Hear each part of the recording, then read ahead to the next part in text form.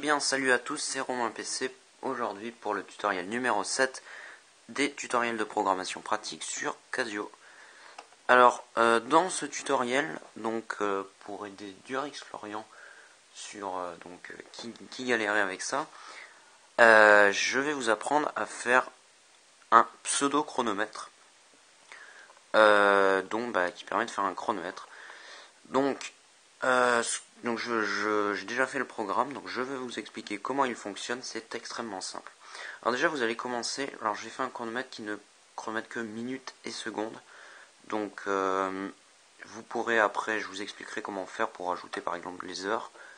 Par contre, sachez que rajouter des millisecondes ne sera pas possible, tout simplement parce que le temps, la Casio est trop lente pour se permettre d'avoir une précision aux millisecondes près. Mais à la seconde près, normalement, c'est jouable. Donc vous allez prendre deux variables, M et S, donc minutes, secondes, vous l'avez compris, ainsi qu'une variable Z, que j'expliquerai après pourquoi l'utiliser. Donc vous l'avez compris, c'est des secondes, donc tant qu'on n'arrête pas le programme, les secondes vont continuer de s'écouler. Donc vous mettez une boucle infinie, donc while 1 ou n'importe quoi. Et donc vous allez ensuite afficher le minuteur. Donc pour ça vous mettez une petite série d'espaces, le M, une petite série d'espaces, le S, les minutes, les secondes. Bon, après ça normalement vous devrez y arriver avec les locates. Vous le placez où vous voulez sur l'écran. Vous avez l'affichage. Et donc là, c'est là le plus important. Donc vous allez augmenter à chaque tour de boucle. Là, le nombre de secondes va augmenter de 1. Donc tous les un certain temps. Donc je vous parlerai ensuite sur un certain temps. Donc on va avoir une seconde de plus. Et c'est là que ça devient intéressant. C'est qu'il va falloir rajouter ce bloc. Donc pour l'instant, ne regardez pas le dessous. On a si S égale 60. Donc vous l'avez compris, si le nombre de secondes atteint 60, alors le nombre de secondes repart à 0. Et là, on va augmenter de 1 les minutes. Donc en fait, dès qu'on a 60 secondes, ça fait 1 minute. C'est un chronomètre. Et pourquoi j'ai mis un sinon avec un Z et qui ne sert à rien? Tout simplement parce que le nombre d'opérations à l'intérieur, vous l'avez compris, chaque seconde doit s'écouler de la même manière. Et donc ici on a, dans le cas où S est égal à 60, ça ne va ne se produire qu'une fois sur 60, quand S égale 60. Dans les 59 autres cas, le si ne va pas s'effectuer. Donc on aurait, si j'avais pas mis le else, on passerait directement à la suite du programme. Donc on aurait juste le test de la condition et après c'est tout. Mais là, une fois sur 60, on a ces deux opérations qui vont se faire.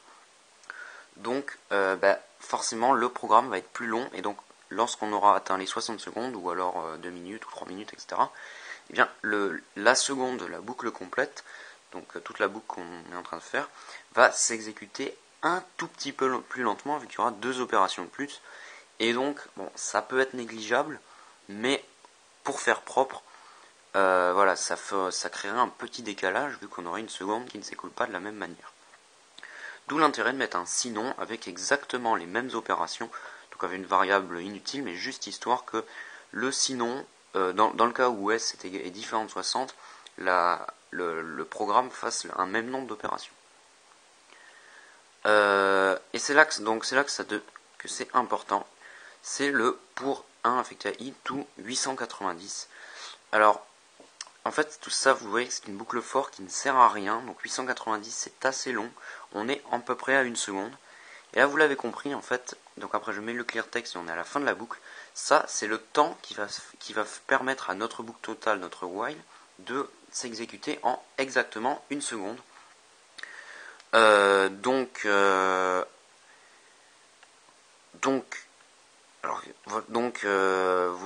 n'est pas, même si Casio est à peu près à 1000 opérations une seconde, à peu près j'ai remarqué, c'est pas tout à fait ça. Et en plus là dans le total de la boucle, faut pas oublier qu'il y a déjà ces opérations qui s'effectuent.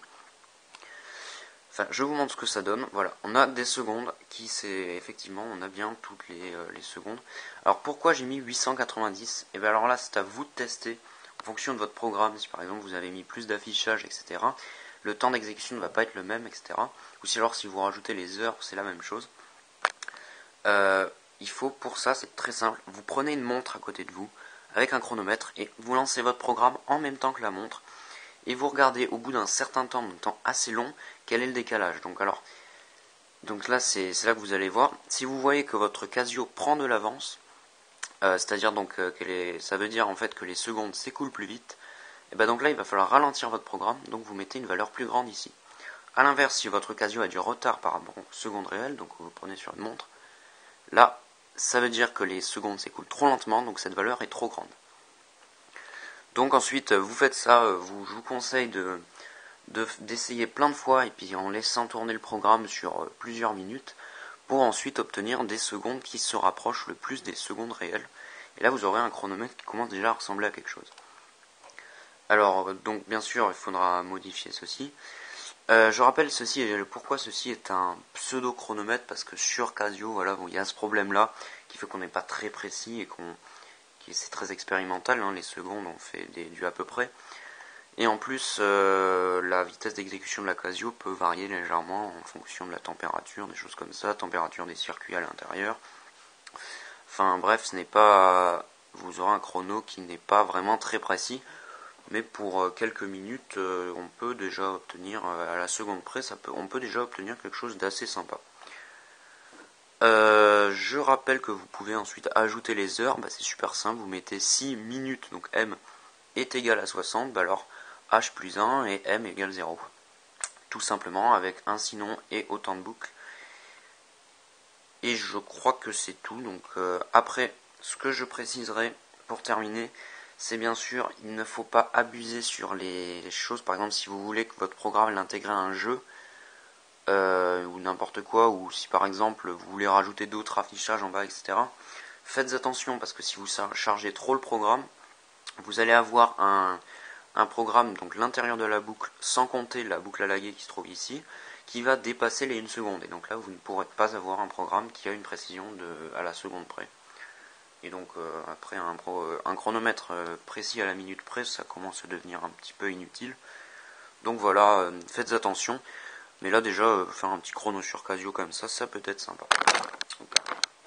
Donc voilà, sur ce, je vous laisse, donc je vous garantis ça marche, j'ai pas envie d'attendre 1 minute.